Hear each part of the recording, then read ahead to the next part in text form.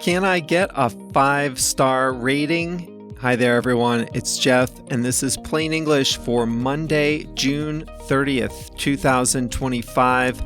As you know, Plain English is the best English learning podcast if you like hearing stories about current events and trending topics. It's a great way to practice thinking in English, get your brain working in a new language. Many of our episodes are about things that are going on in the world. But sometimes we do episodes about things that are going on in my head. And this is one of those. We're going to be replaying episode number 419. It was from, this was a long time ago, November 2021. But it is just as relevant today as it was then. We live in a world where we leave online ratings for everything. You might think that a rating system with 5 stars gives you 5 options, but really, you only have 2 options: 5 stars or anything else. And anything else is considered a failure. This was episode 419, so you can find the full transcript with translations and exercises at plainenglish.com/419. plainenglish.com/419.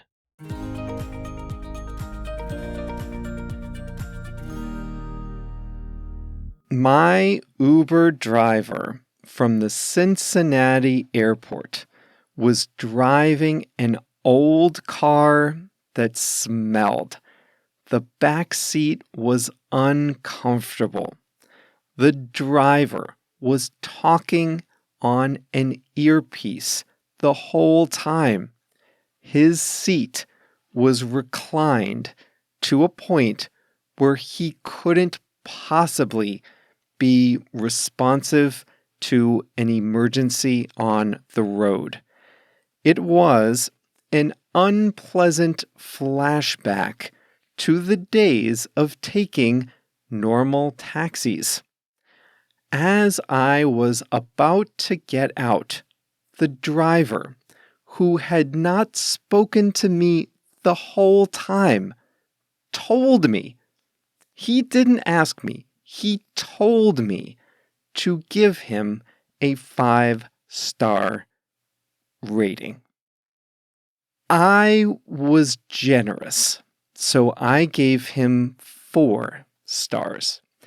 In my mind, the correct rating was a 2. However, in the world of online reviews, 5 stars means excellent, good, average, or acceptable. 4 stars means terrible. 3 stars means the person should be in jail. I exaggerate, but only by a little. Somehow, we've gotten to a point where 5 stars is the only acceptable rating. I recently stayed in an Airbnb apartment in Hungary. There was a big sign telling me, the guest, that Airbnb considers anything below a 5-star review to be a negative review. Therefore, the host was telling me a 5-star review was expected as long as nothing was wrong.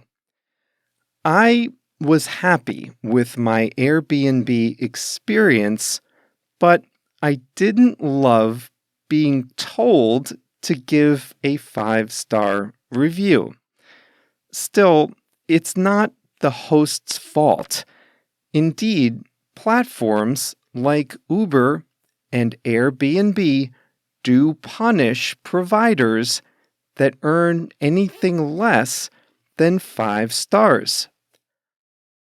The 5-star rating system is supposed to be better or more granular than just a thumbs up or thumbs down rating system, but it's clearly not.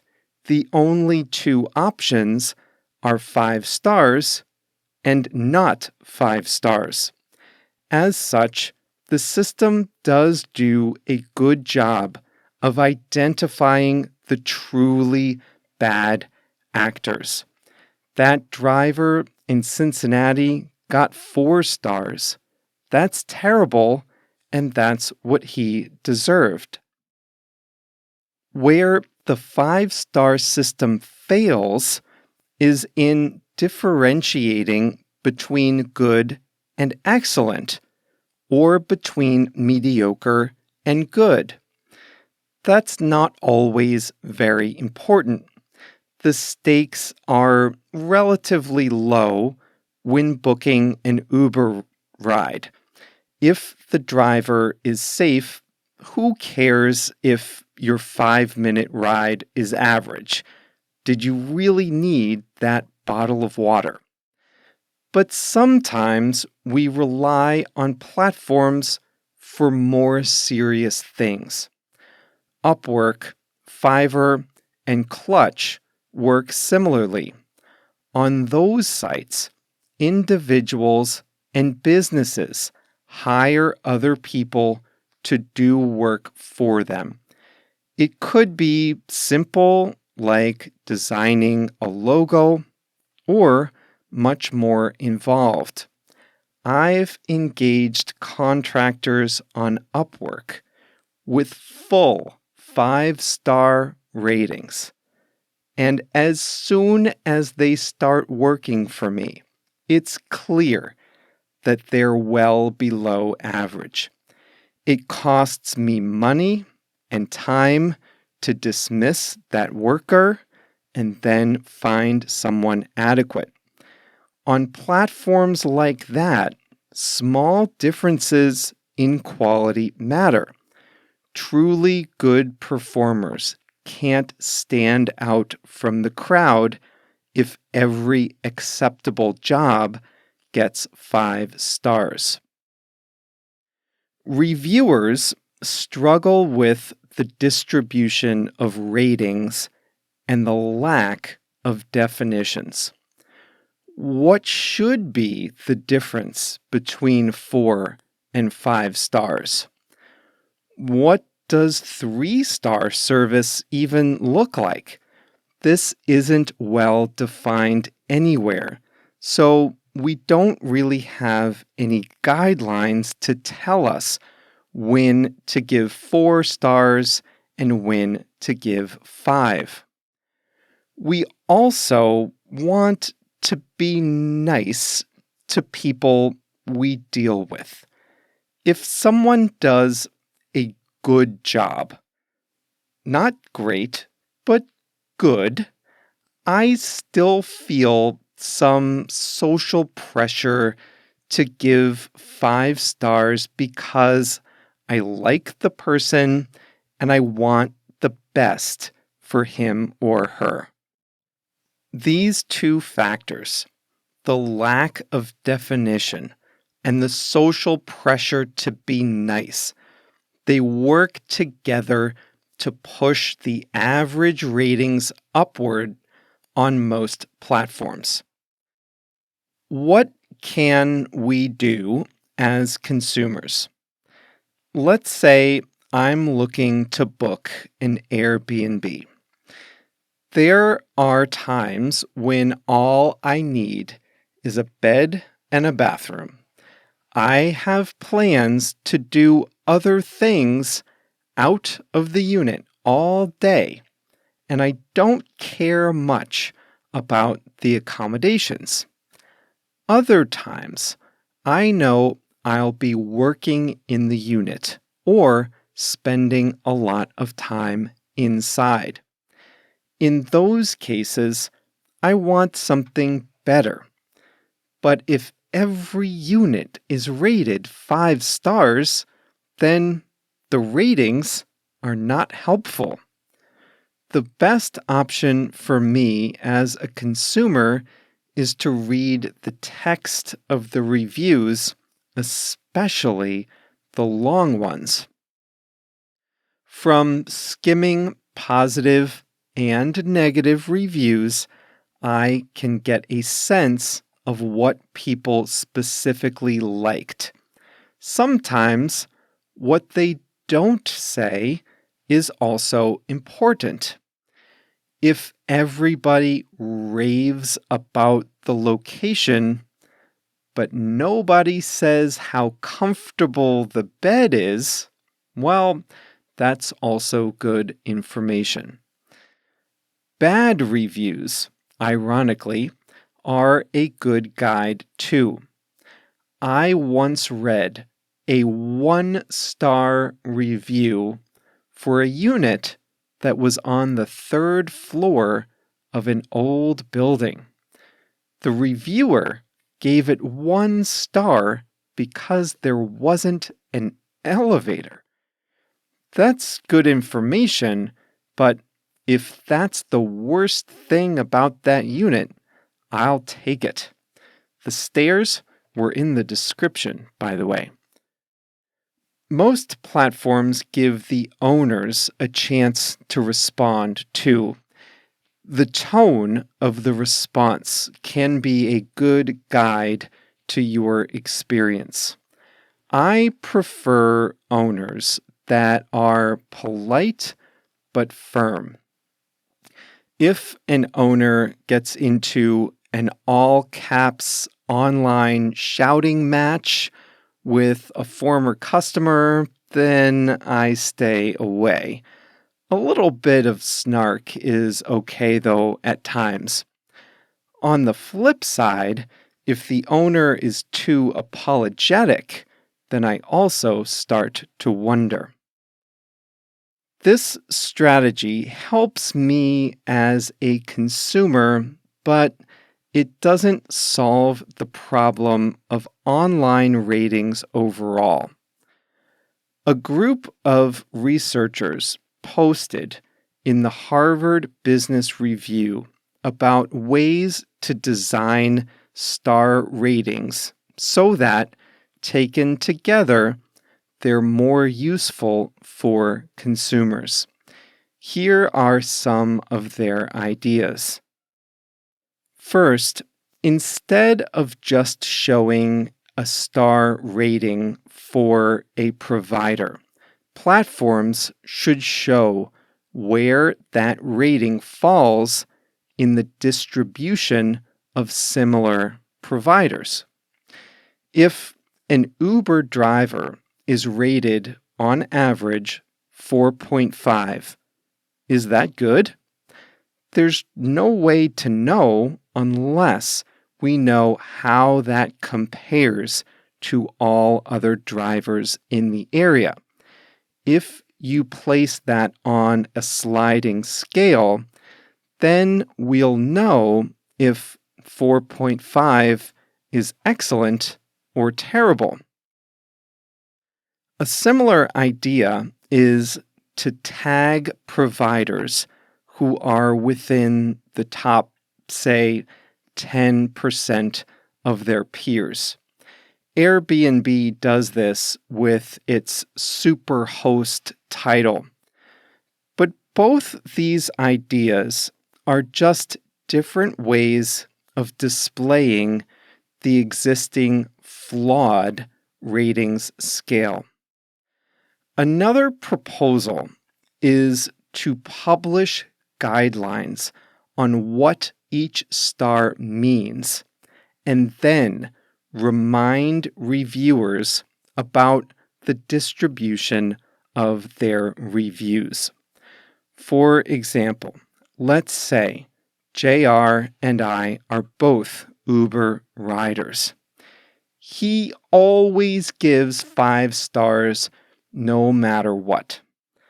I like to give 3 stars for an average ride, 4 stars for a good ride, and I only give 5 stars if the service is exceptional. Well, the system can remind JR to use 3 and 4-star reviews more often and remind him about the definitions. Over time, a system can give more weight to customers who use the full scale.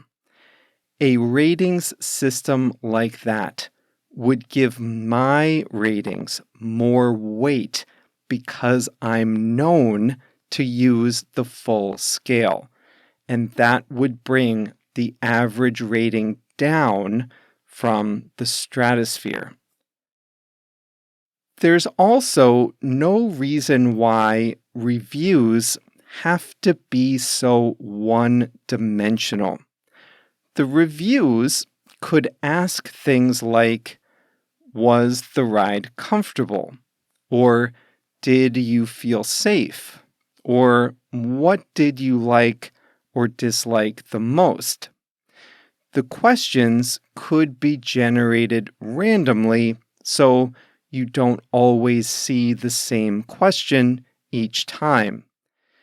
This would allow a consumer to answer the question truthfully without the social pressure to give 5 stars. In fact, Airbnb is starting to do that. As a customer, I found myself much more willing to leave honest feedback in response to a specific question. It felt much less judgmental toward the host, who honestly did a nice job. Now, I just hope that feedback can be used to help future travelers.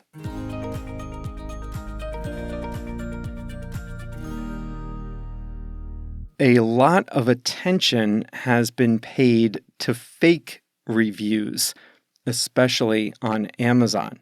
Amazon is a whole other story. I heard a podcast once about Amazon sellers that harass reviewers who leave anything other than 5 stars.